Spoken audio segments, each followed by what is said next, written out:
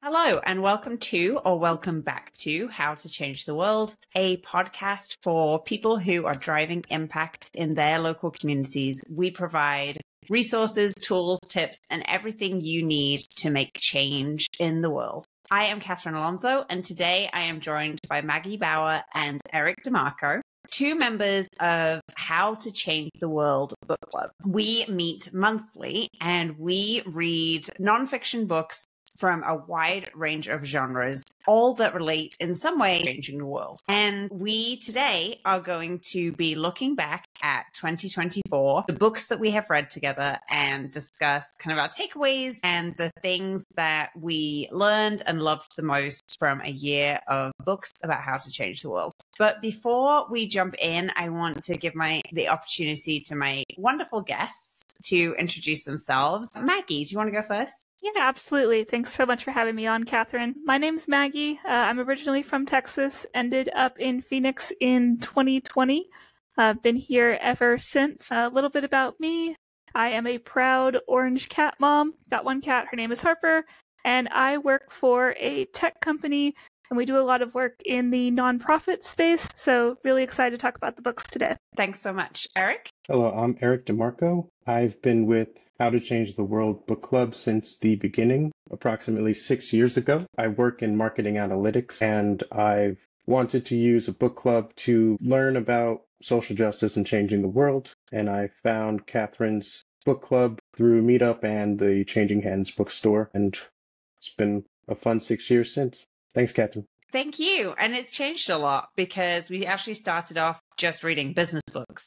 And then after a couple of years, I think we got a little burned out on business books, and so expanded it a little bit to be really all about, and we read tons. So it's really pretty varied, and we do a mix of all nonfiction, but some are sort of more, what would I say, kind of descriptive books, and then we also do some memoirs. And so we really try to keep the topics and the authors diverse, and members of our book club suggest what we read, and so we're always reading each other's suggestions, which is really very cool, and it turns into a pretty diverse mix of reading material. I will include in a description in the podcast notes all of the books that we read this year so that listeners can reference them, because we'll be talking about a bunch of them in depth, but I want to make sure that you have access to the complete list. And the way that we're going to structure this conversation is talking about the books that stood out to us in a superlative fashion. So we're going to start off with the book that surprised you the most. What is the book that we read this year that was the biggest surprise to you? Eric, you want to go first? The one that was most surprising was a little one called On Censorship. It was less than 100 pages, maybe 100 pages at most. And it was talking about censorship from the perspective of a librarian. It was just shocking. You think libraries are places you get books and DVDs, but then you learn through this guy that there's a Bill of Rights that they are governed by, and how they handle cases when they go up against censorships. He talks about like activist groups from both sides trying to censor books, and how he goes through the process. And it was just so fascinating to learn how that works. It's something I never thought about before. Yeah, I really loved that book too. It's a very quick read. There was a couple of quotes from it that I absolutely loved. A quote from that book that I've been using a lot, and I'm paraphrasing here because I don't have it memorized, but it's something along the lines of, we have learned a lot over the last 20 years about neuroscience, the findings of which can be summarized by saying that we human beings are feeling animals that think, more so than we're thinking animals that feel. And I have used that over and over and over. Incredibly true and apt. Maggie, what was the most surprising book to you this year? I would have to say it's probably our June read, Strangers to Ourselves, which this is a book by Rachel Aviv, and it's sort of divided into a few different chapters where she examines people who have gone through what I would describe as a profound mental illness, and sort of where it started, how their families dealt with it, how they themselves dealt with it, and really how isolating it can be from your community, and what we in our modern world sort of look at treating what we call these diseases. I just thought it was a very impactful book on these narratives about these people who had gone through very scary times in their lives and what support they had received and what it had helped and what hadn't. And did it change anything for you in terms of how you think? Yeah, so there was one story towards the end of the book, which was about an Indian woman who was going through what doctors and her family described as delusions of her thinking she was married to a god. And the end part of the chapter, her children sort of deconstruct the narrative that their father had constructed around it, and they sort of wondered, like, what would our life would have looked like if we had just accepted this? Because she wasn't hurting us, she wasn't hurting herself. Like, what would our life would have looked like if we had just accepted her as she was? And I thought that was really powerful way of reframing it. Yeah, for sure. Eric, do you have any thoughts about Strangers to Ourselves? In the beginning of the book, she starts talking about how social media has really affected us and how we are diagnosing. And like, we didn't have all these social media influencers telling us, like, if you have this, this, and this, then you might have ADHD or autism. And she talks about, the first chapters about her life and how the doctors thought she was bulimic, but she didn't even know what bulimia was. So she has this whole idea of maybe we accept these definitions too regularly instead of not treating everything as a problem. We can just kind of work through it. She said, like, her parents kind of, it wasn't ignoring it, but they didn't like feed into the diagnosis of bulimia, and she got over it after a while. So that was like eye-opening for me. And as I sit around in cafes and stuff, I hear people talking about, like, oh, I saw this video on Instagram or social media, and I think I have ADHD or something. And I'm not sure if that's better for the world. I'm sure some people have actually found a community in it, but I think a lot of us are actually hurting ourselves by following all this social media, as she says. Yeah, that's interesting. There's one as a mental health focus, and she essentially posts a lot of carousels, and the first slide on a carousel will say signs of ADHD, for example, and then you go through the carousel and it's common kind of symptoms or signs that you may have ADHD. And I definitely, if you just read the comments, there's a lot of self-diagnosis happening in the comments. So that definitely resonates. I think that I see it around us in the world a lot. I had, for most surprising, was on censorship as well. I think it was surprising to me less because of the content, but also because of it was so short and it really was so impactful. And I think that a lot of books we read, or maybe just a lot of nonfiction books, are sometimes noticeably extended to hit what I assume is a particular page goal or word goal. And this was just, every word counted, and it was so succinct and a real lesson in how a short book. Maggie, did I cut you off there? Were you going to say something? No, I was just sort of cracking up about both of y'all having the same book is most surprising. But it was more impactful than other books we've read that might be 2 or 3 times the word count. Which, fantastic author, very good. Also, easy book to suggest to others to read if they're looking for books on this topic. For sure.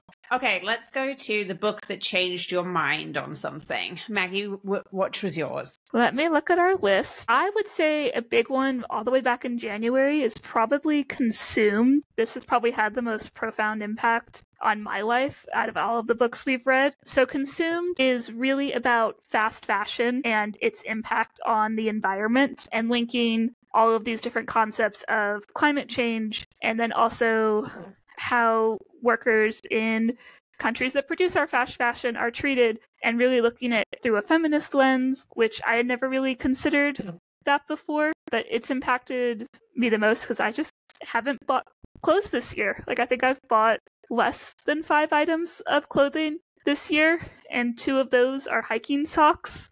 So it's drastically reduced how many times I'm getting Amazon package delivered to my door, and there's had a pretty positive financial impact as well. The fund budget has definitely gone up, and it was just such an easy decision. Like, I didn't buy anything on Black Friday, I didn't buy anything on Cyber Monday, and once you sort of opt out of these cycles, it's really nice to be honest with you. I really love it.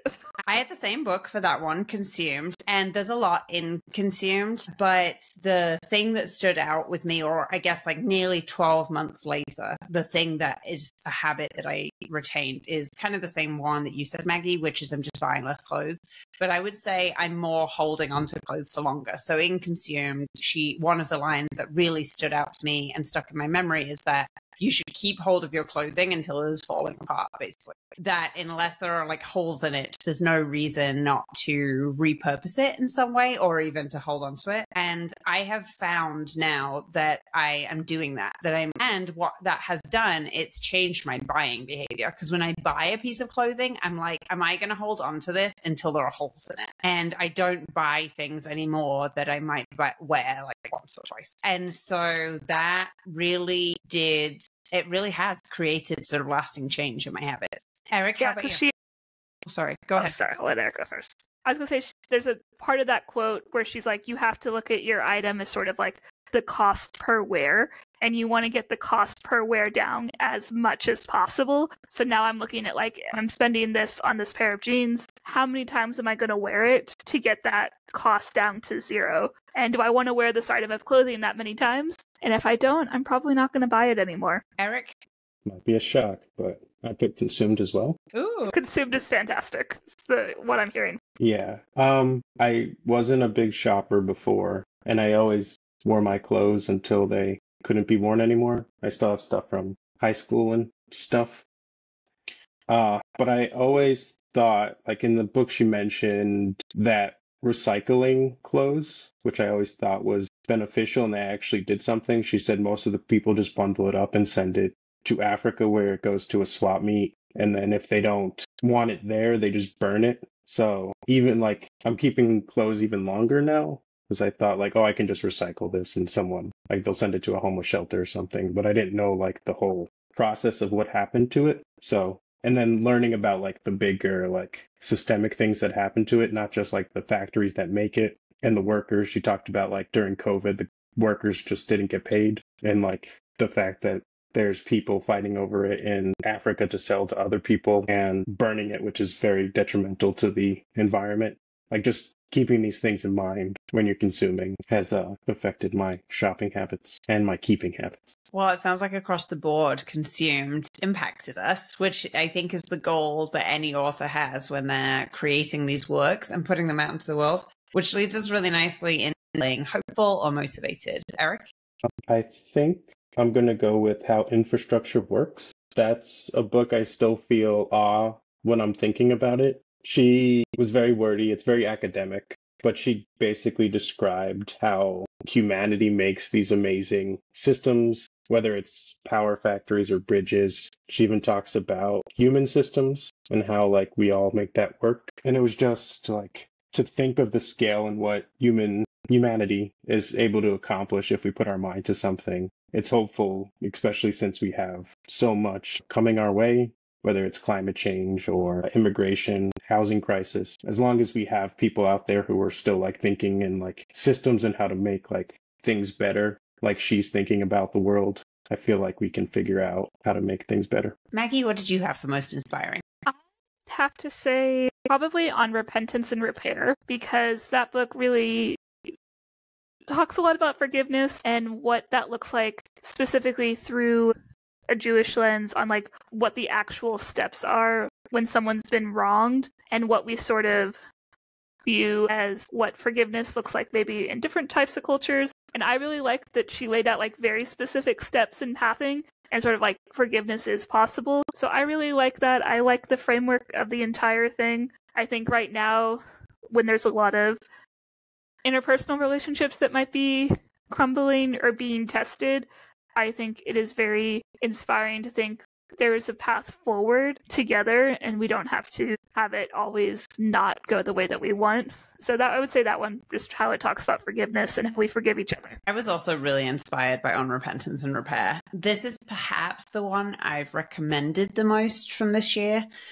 The thing that I loved about it was it really puts the emphasis on the person who has wronged. So the person that has hurt somebody or done something wrong, it puts the responsibility of repentance and repair on that person, and really lays out the steps that that person has to go through. And I think provides a really interesting counter narrative to what our prevailing society leans into, which is the idea that if you have been wronged, the emphasis is on you to forgive. And I loved that it flipped the script that way. And it really made me think about the ways that I have wronged people and a lot of the systemic, what's the word I'm looking for? Discrimination that I have been a part of, and how I can, by following this framework, how I can repent and build repair. And so I found that one incredibly thought-provoking. What about the book that you found the most challenging? How about you, Maggie?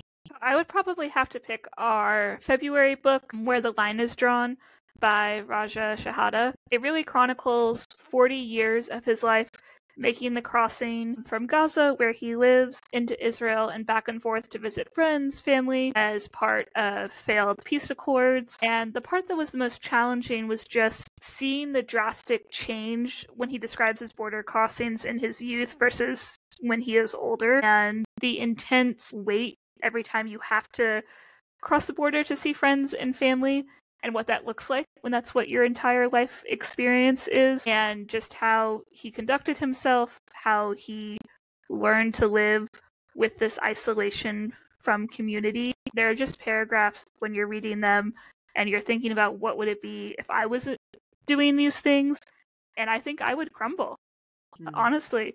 And the fact that he stands strong and tall and continues to advocate for peace, continues to advocate for what he does, is just really remarkable. But it's hard to read because you're witnessing it, and that can be hard. Yeah, let's talk about this book a little, because this was such a special book.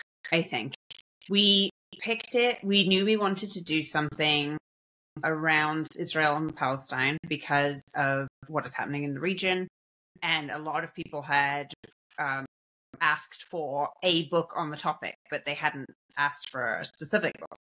And so we really did a lot of research to kind of find the right book. And I think that we were successful in that, in the sense that it is an account by one particular person, and he's very open and specific about his perspective.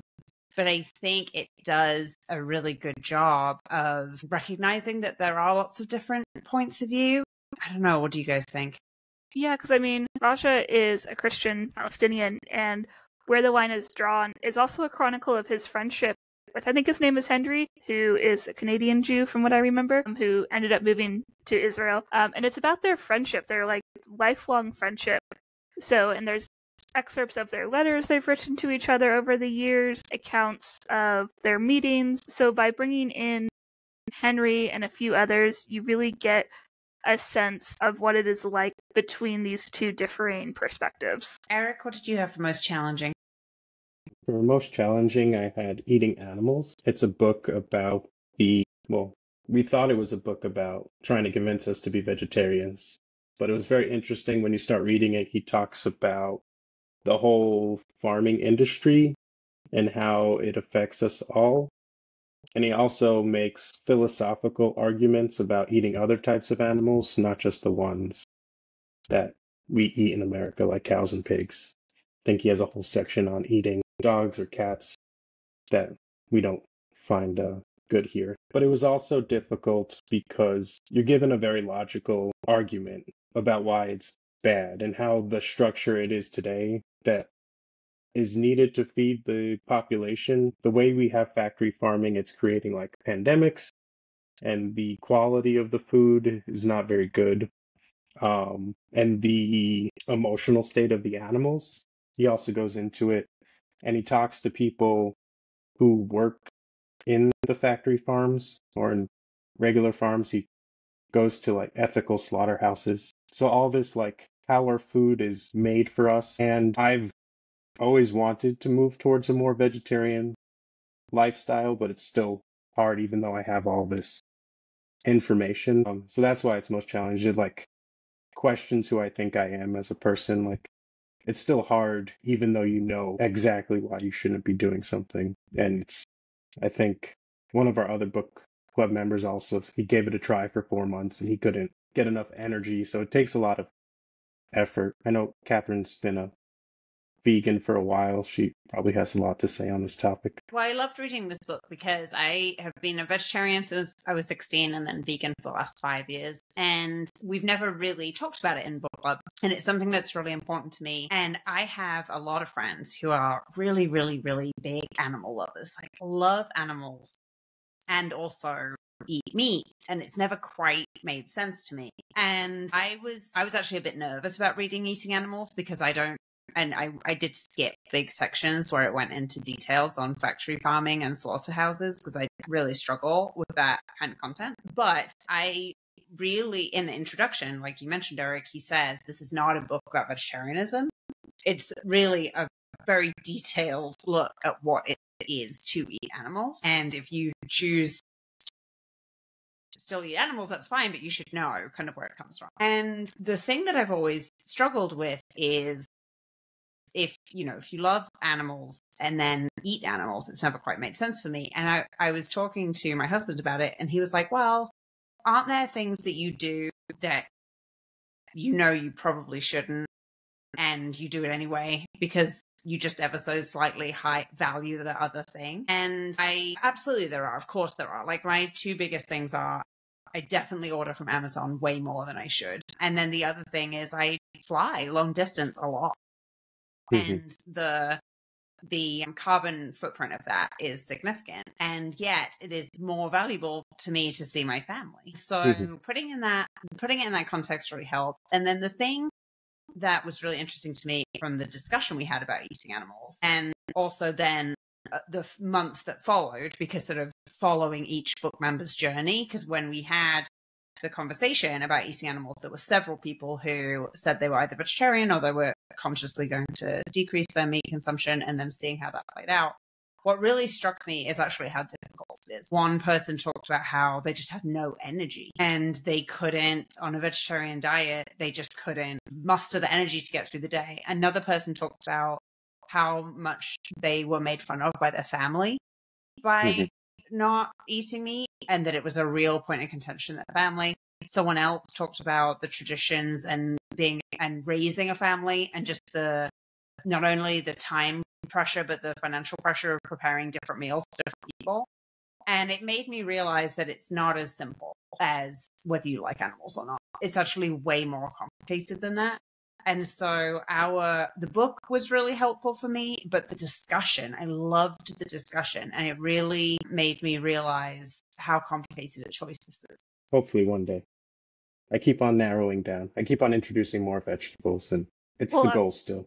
That's something this book sort of validated. Because I am by no means a vegetarian, but at least in our household, we eat meat, I would say, maybe 3 to 4 times a week, and that's like total counting breakfast, lunches, and dinners. So one thing we've started to do is when we are going to buy meat, we tend to buy a higher quality, like specifically air-chilled chicken, because he has a passage about chicken. I'm not going to go into detail because it's on the slaughterhouse section. That was like completely, I was like, nope, we're never buying that chicken again. We're buying air-chilled chicken from here on out for lots of specific reasons. And I have actually noticed like a huge increase in the quality of chicken that we cook. So yeah, baby steps, and then lots of veggies and other stuff as well. But I know a lot of members of our book club, it's been really interesting to see them like sort of report back in the last several months about how that's gone. And he talks about how the farming industry is one of the bigger contributors to climate change. So you could fly long distance because you're a vegan. So it evens out. It evens out. Thanks. That makes me feel better. Does it take care of my Amazon habit too? A little bit. Well, I want to talk about the best conversations that we had at the books that sparked the best conversations in our book club group. But before we do, let's go to a quick ad break and then we'll... Hey everyone, Catherine here. If you're listening to this podcast, you are likely seeking to create change. And the key to creating change is bringing your audiences into your story. At Javelina, we work with our clients to develop impactful marketing strategies driven by 3 vital things: who you're trying to reach, what you're trying to achieve, and the why behind it all. And our marketing strategies help our clients reach more people and drive more impact in their local community. So if you are looking to elevate your impact, head over to javelina.co today to sign up for a free consultation. Let's bring your story to life.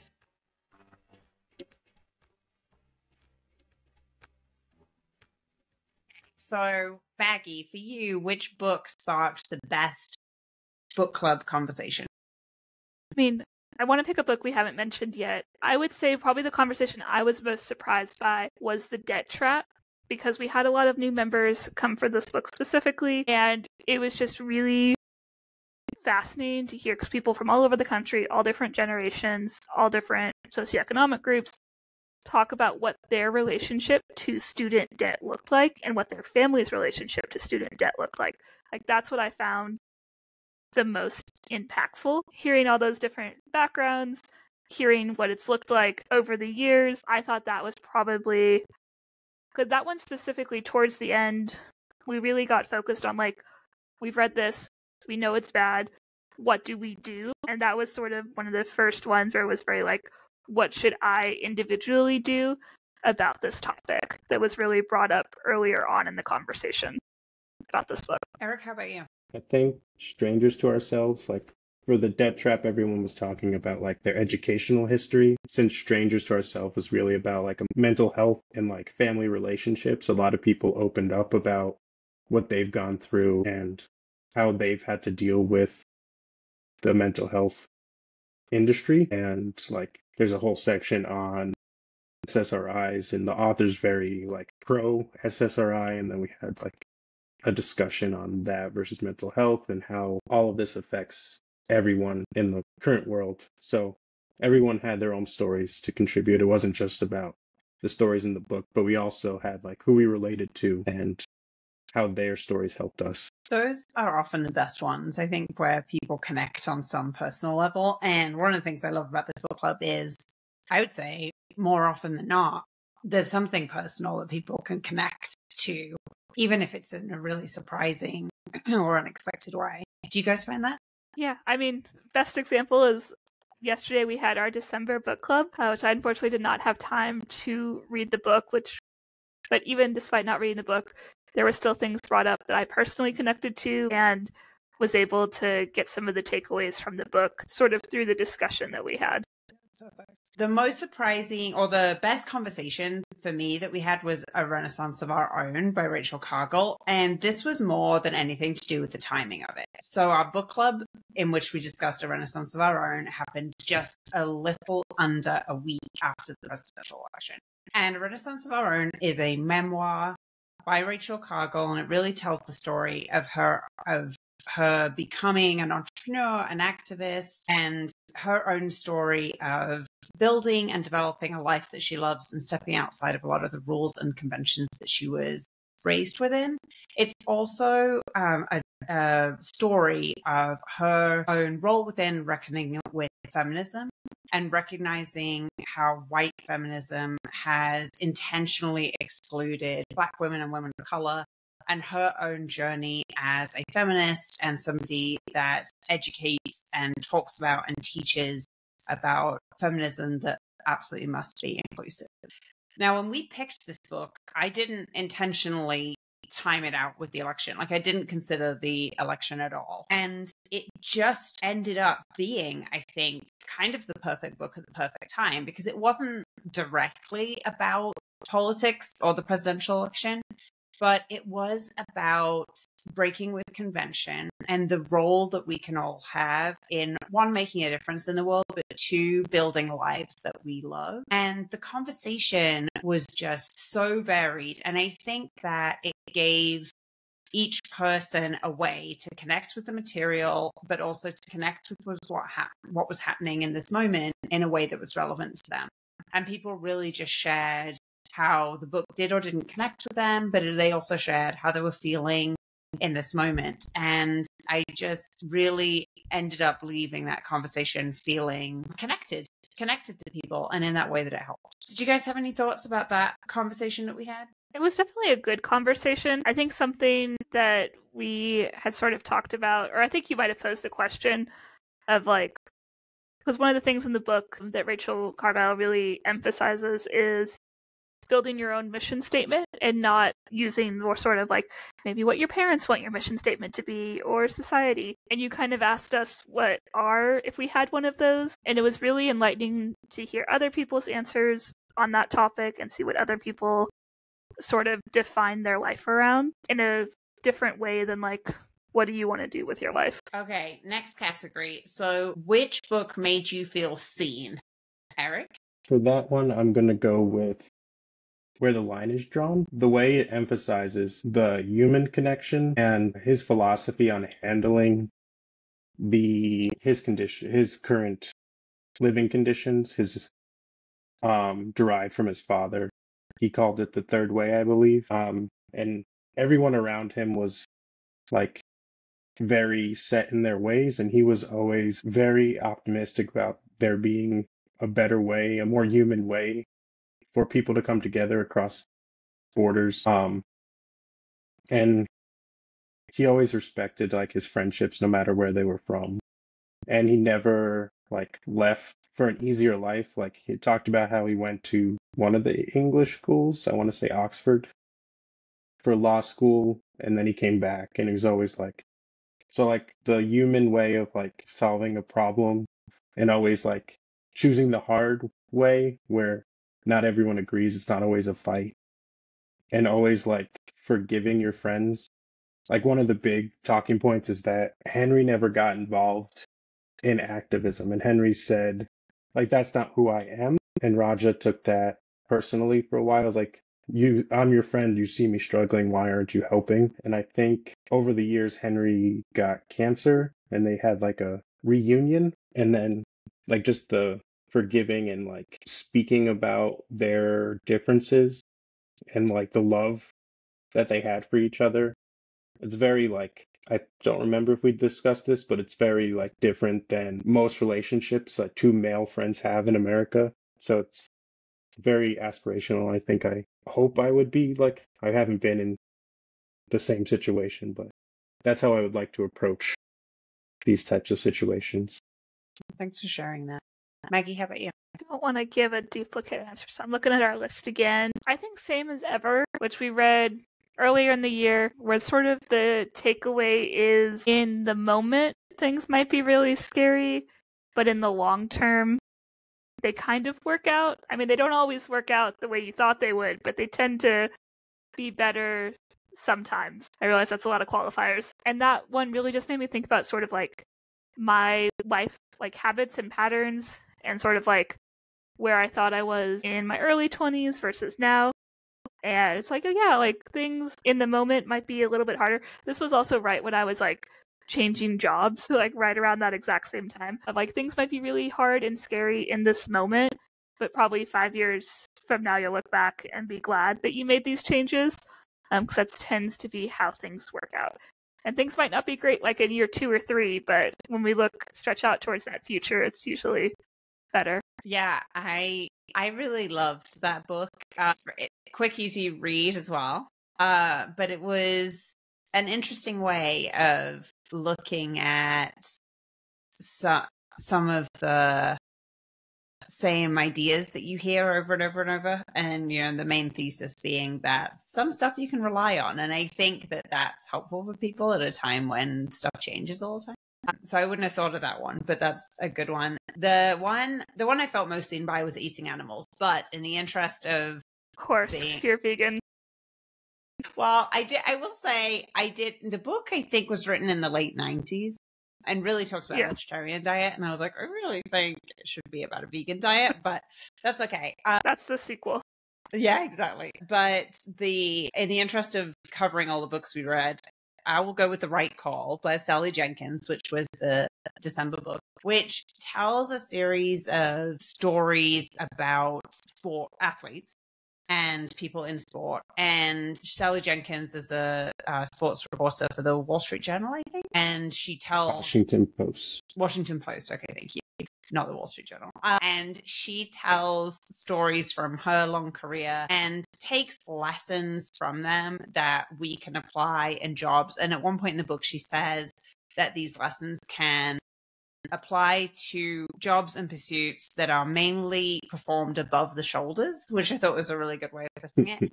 And I think the way I felt seen by it was that it takes these stories from people that are often held up in news journalism and news media as heroic and breaks down what they do into a series of systems and philosophies, whether it is discipline or whether it's embracing failure or whether it is building strong culture. And I reinforced a lot of what I've learned in 13 years of building a business, but it also gave me some new ideas that I might incorporate into my own work. And so I really appreciated that book. Okay, so that now what I'd love to know is the most unexpected takeaway. Eric, what was your most unexpected takeaway? I'm going to go with my takeaway from The Debt Trap. It's a great book. It's written very well. It feels like you're reading a novel because you're following how this industry started. But one of the takeaways was that some of the government officials actually had good intentions. They wanted a program so that everyone could go to college no matter their background. And then they tried to accomplish this in a silly way.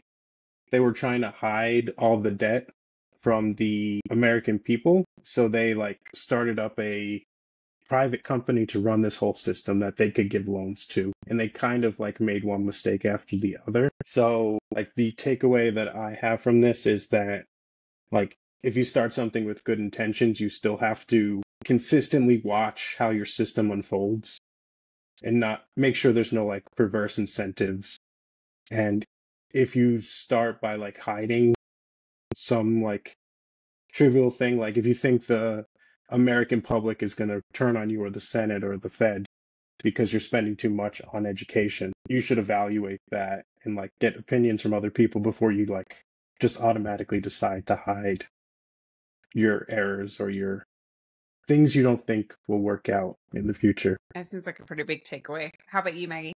I don't think my takeaway is going to be nearly as involved as that, but one of my takeaways from Consumed is a lot of times when we think about activism and social justice, we think about actions we can take. And Consumed, it's really about not taking that action, not buying that thing, not throwing those clothes away, and things like not participating in the best sale of the year that happens every other week.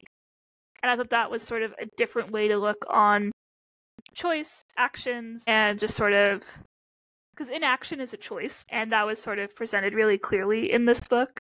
And I really like that framing. And then there's also being intentional if you do choose to take action on something. I think that's a very profound takeaway. I don't know that mine will be, but mine comes from How Infrastructure Works by Deb Chakra. I did find this to be a bit of a slog of a book. I had to pull myself through it a little bit. But then what I realized is that if you think about that, basically infrastructure is so important. And what I started thinking about was not only just infrastructure in terms of making sure that our roads work and our water functions, but what infrastructure exists for making social change. And when I could take the lessons from a book and apply it to something that I'm passionate about, I found it to be incredibly helpful.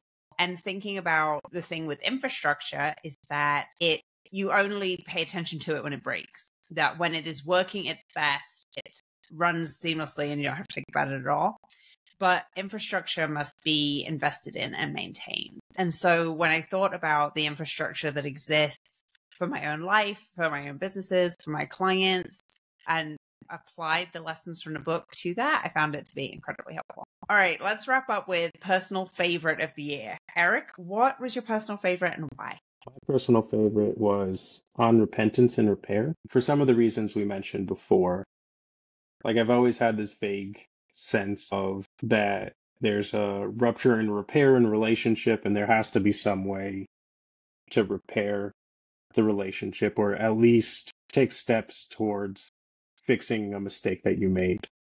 And this book really has a groundwork. I'm not saying it's the only groundwork, but this is the first time I've read something that's if you take this, and this step, or you think about it this way, then you can make significant changes in your relationships. And then also the fact that, like, if someone tries repenting for something they've done to you, or you try and repent for something they've done, forgiveness is not necessary. You still should have to repent, and forgiveness isn't the ultimate goal of the process. You still owe it to yourself to go through the whole process.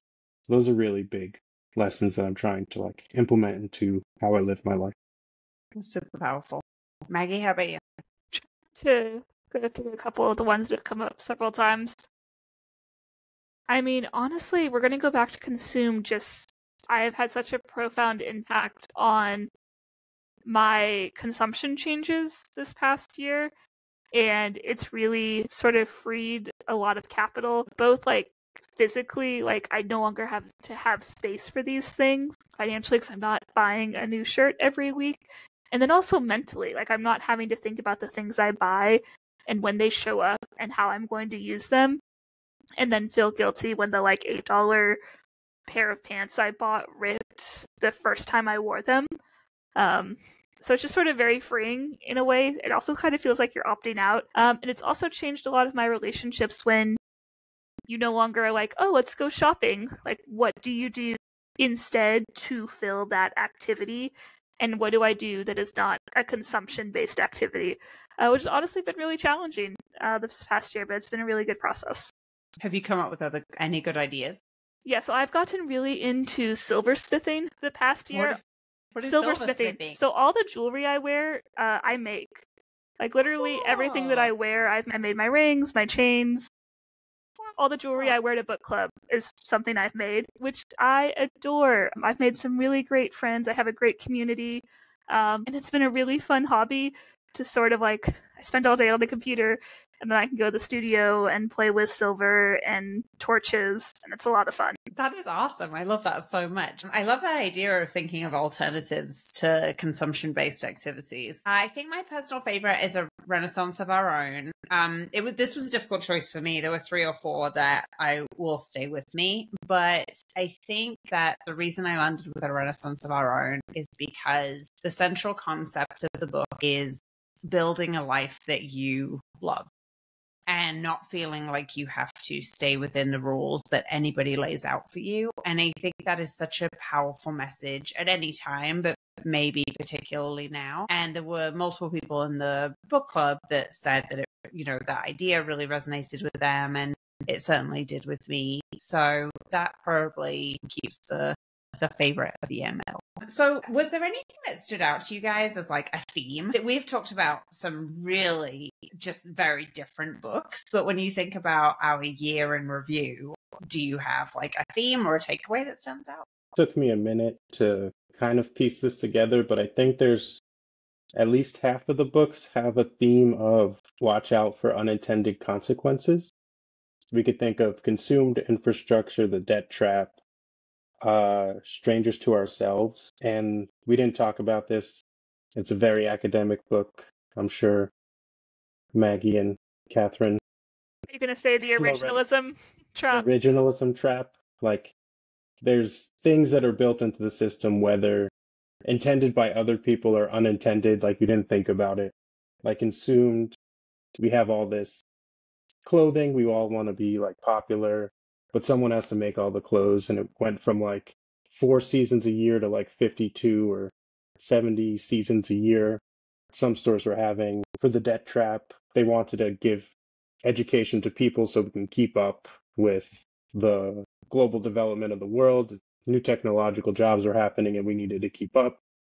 But somehow that created a bunch of debt, and now we have $1 trillion worth of debt as an American population that us taxpayers have to pay back. From Strangers to Ourselves, like an unintended consequence of social media is that we're all comparing each other to each other, and we're also accepting people who have more followers as more, more competent in a field. So even though you can put like, I'm a licensed social worker, I'm a licensed therapist on your social media, but doesn't mean that everyone should be following your advice. There's different consequences there as well. And the like consequences of like the hospital systems towards mental health and the drug companies who made these drugs, and then sort of like help some people doesn't, but like the prescription rate of these drugs have gone up tremendously, and I'm sure the pharmaceutical companies have something to do with that. It's not just all a societal problem. Like stuff like that is what I could come up with. Well, I think that's pretty impressive. I struggled to I come up really with like a that theme. because Yeah. I was like looking through the other books you don't mention, like on censorship. That was a big thing that they talk about, where you might come into a library and really, really want one thing taken off the shelves, and there are consequences if that thing gets taken off that you might not have wanted. So I think that honestly fits with a lot of our books. No, I think you nailed it. I think that's the exact theme that we had this year. Yeah, good I job. didn't think about the on censorship. One of the powerful stories was, I forgot, it was like children's book. And the author, we don't, or the publisher, we don't know who, put in a character that was African American, and they made the character dumber or something. I'm not Like forgetting. lazy. It was a bunch of negative. Lazy. Bunch of negative characters. So the mom didn't like how that affected her daughter, and him as a librarian said, this doesn't actually like have any like hate speech in it, but I've gone through the publisher and asked them questions, and from the Bill of Rights I can't take it off the shelf, but we won't rebuy it once it gets old and worn. And that like him sticking to his values of free speech brought her, like they invited the mom onto the board of the library, and then that affected her life and so forth. Like the unintended consequences of just a book. The girl wanted to be represented in media, and now we have a new social advocate working somewhere in the world. Well, and then the other part of that was when the book was reprinted, those were removed from the new prints. They weren't included, which I thought was really powerful. Also, getting people involved in your local community and your local libraries is always a win. For sure. And what I love about that is not all unintended consequences are bad, that there can be really positive unintended consequences too. Good job of finding a theme. Anything that we haven't talked about that you guys want to be sure to mention? I think we talked about all of our books. I think they all got their own little special shout out. They did. And now we release them to history and we move forward. What's a book or a type of book that you guys are hoping to read in the coming year? That's it. We just recommended books yesterday. We did. Just theme-wise, I always love when there's the surprise books, which is why we take suggestions from everyone. But something I'd like to learn more of is like how to work in groups, like develop personal skills. I think we focused a lot on like people's stories this year, and I know like personal growth and like self-help are not everyone's favorite, but I think there's some books out there that you need to become the person who can help the world, so you have to grow as well. You can't just always consume other people's stories. You have to like become part of, be more involved. And I think something for change making, I like the futures thinking book we read, something more about creating a future versus actually just leaving the future up to outside actors. Like a lot of us don't think of it as like, I can decide what I want the future to look like, and then I can decide what I need to do to make that future happen. So something along those lines. Maggie, how about you? So when I'm looking at the books I've recommended, a lot of them are sort of like, here's where we are now, and here's how we got here. And they might be about like more niche topics, but I really appreciate having the background and the history and like how these people made these choices that led us to where we are now, and then what we can do about them. I really like those as opposed to like maybe a memoir. A good memoir is always nice, but I really like diving deep into like a specific topic and how it ended up where we are now. Yeah. I love those too. Well, you guys both make great recommendations. So no doubt we haven't picked our next few books yet, but when we do, no doubt they will be really varied and special. We do have our January book. So our January book is Atomic Habits by James Clear, a very popular best-selling book. So Maggie's really looking forward to that conversation. Listen, I got to get out of my comfort zone. That's why I joined in the first place. So I will read it and I will participate civilly in the conversation. Wonderful. Well, if you have enjoyed this conversation, if you would like to join us for book club, we meet hybrid. So we meet at the Phoenix location of Changing Hands bookstore, but you can also join virtually. And you can find us under How to Change the World Book Club on Meetup. And also there are details at the Changing Hands website. And we meet every second Monday, which in January is Monday, January 13th. And once again, the book is Atomic Habits by James Clear.